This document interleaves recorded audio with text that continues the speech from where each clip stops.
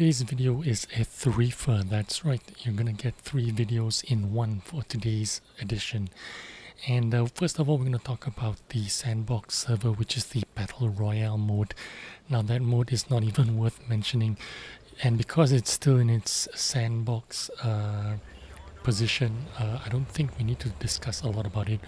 Just you know that right now it's not in a very good place. It's not even worth talking about. I think there's a couple of things they need to tweak and fix before they move on with that mode.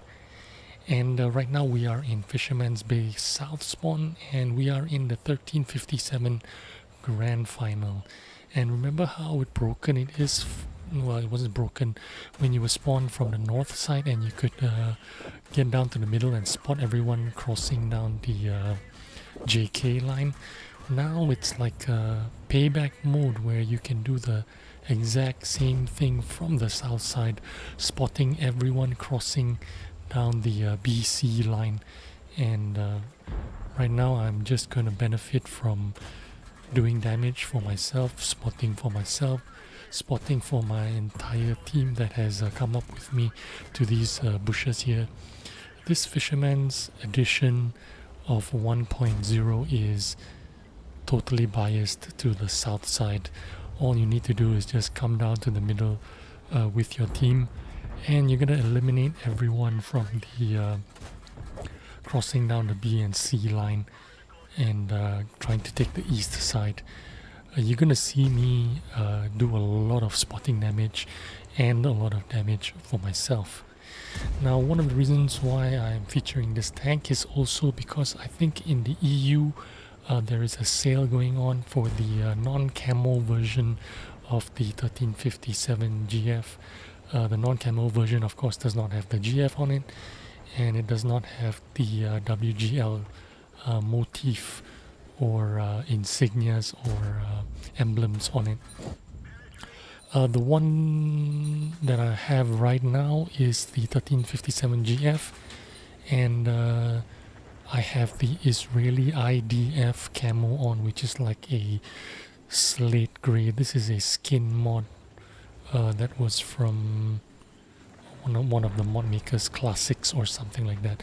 I'm not sure, but I've had it for some time now. I needed a change of color, kind of like change of scenery, because I play this tank quite a bit, and I like it. I like to change it up a little bit if I can find any kind of interesting skin, and this color was kind of interesting. It's very different indeed, and it looks kind of interesting.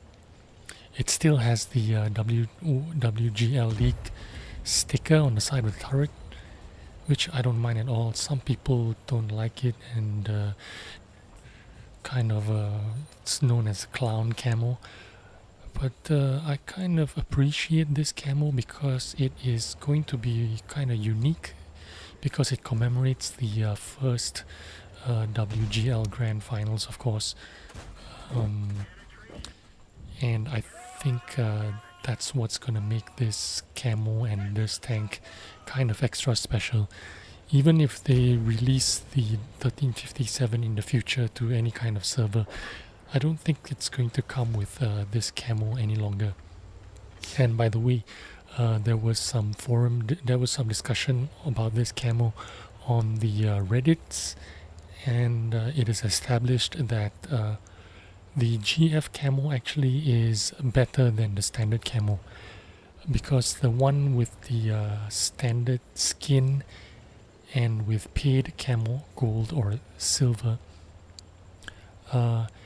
has slightly worse camo once you've put your crew with camo skills in. And it turns out that the 1357 GF has marginally better camo values than the 1357 with the paid camo, silver or gold camo.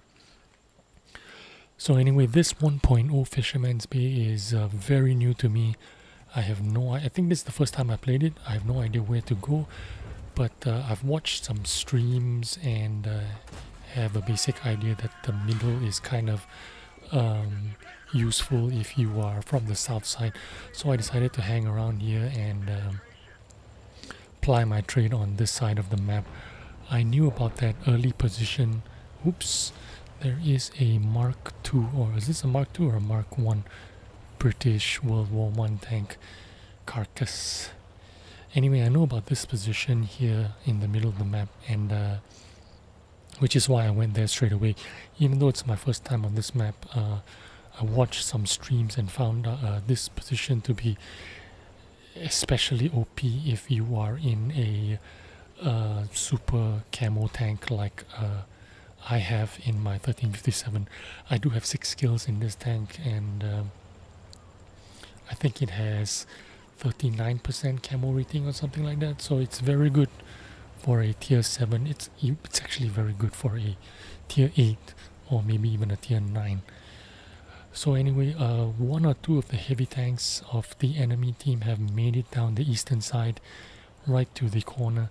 So what I'm going to do is try to support is that the Oho or Oni that is back defending. So I'm going to try and support him at the back and spot him out and try to lend some support.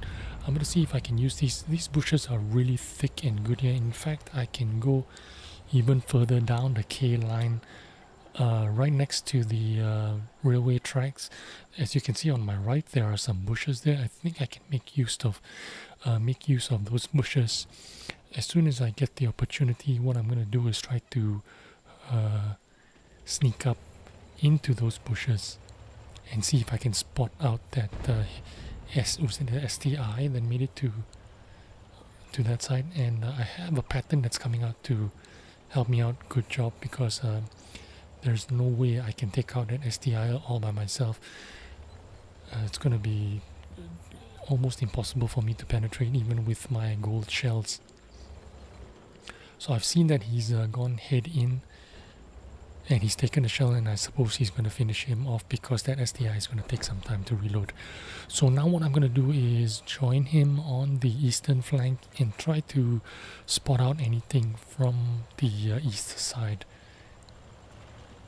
And although I have done over 4,000 spotting and more than 1,000 damage of my own, it's still a pretty close game. Looks like it's 5-4, 6-4. We have a 2 tank lead. This is a very dangerous position for me to be in, so I don't really want to be here. I'm spotted out. He took a shot at me. Thank God he missed. He snapshot and missed. But it's just the 2 of us here. If we go head in, he might have some support, and we might lose too much HP for it, but I have to take a risk. If this pattern is going, I have to go support him. Otherwise, he's going to be taken down on his own. I'm asking for additional support, some guys to come join the pattern and me,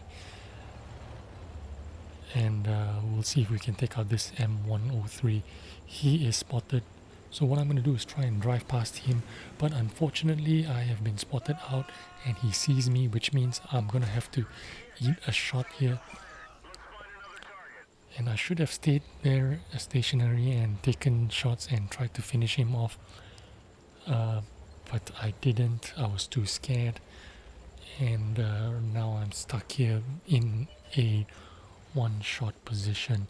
I'm not going to confront an M103, but I see this T-71 coming for me, so I tried to take a shot at him while he was crossing, and fortunately someone else takes him out, which means that's one less headache I need to deal with.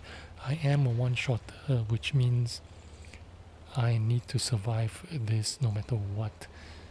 So I'm trying to avoid that 103 if all possible.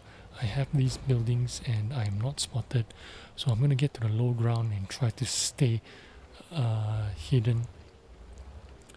There is a tank spotted at the back there, and I'm going to see if I can take him out. He is a one-shot, but I don't seem to be able to get any shots on him. Now, if you don't know anything about the 1357, this is a nifty little light tank. It does a lot of damage, but if you are in a mid tier or bottom tier, you need to be carrying a lot of APCR shells. I carry more than half of, I think around half APCR shells and half AP shells. If you're top tier, you can fire those AP shells with a 143 penetration, but if you are mid tier or bottom tier, you need the 195 penetration from the APCR shells. It only does 90 damage per shot, but you have 8 shots with 1 second delay between each shots, which is really good. It has a DPM of 1991. If you have food, vents, vertical stabilizer, which is what I'm using, and I also use the optics for this because that's what you need in a light tank, view range and camo. The reload time I have is around 14.3 seconds, which is super good because I do have 6 skills on this tank, which is why this tank is so OP if it's in the same tier. And even as you can see, I'm in tier 9 matchmaker here. I think this is a 357 matchmaking.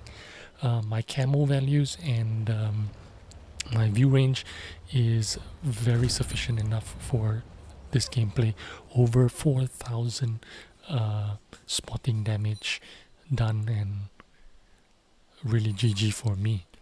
Needless to say, Ace Tanker, 2089 damage, 4,246 spotting damage.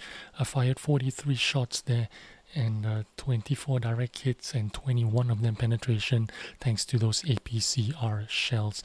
I hope you've enjoyed the video, and if you're thinking of picking up a 1357, go ahead and get it, you won't regret it. I'll see you in the next video, man. Thanks for watching. Bye.